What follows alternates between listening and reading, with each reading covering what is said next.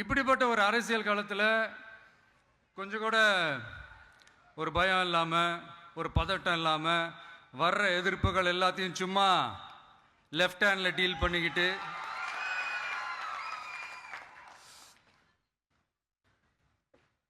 இதோ நம்மளுடைய தமிழக வெற்றி கழகம் முதலாவது ஆண்டை கடந்து இப்போ 2வது ஆண்டில் அடி எடுத்து வைக்கிறோம். இந்த ஒரு காலகட்டம் தான் மிக முக்கியமான ஒரு காலகட்டம்.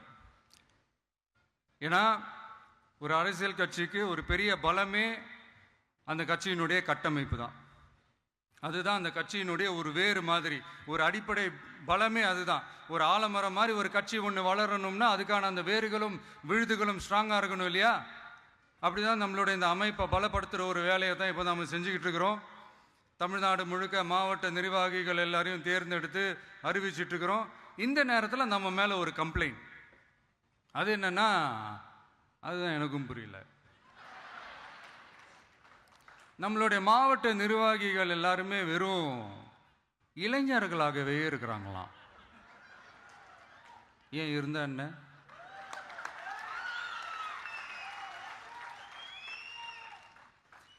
அறிஞர் அண்ணா அவர்கள் கட்சி ஆரம்பிச்சப்பா அவர் பின்னாடி நின்னதும், புரட்சி தலைவர் எம்ஜிஆர் அவர்கள் கட்சி ஆரம்பிச்சப்பா அவர் பின்னாடி நின்னதும் வெறும் இளைஞர்கள் தான்.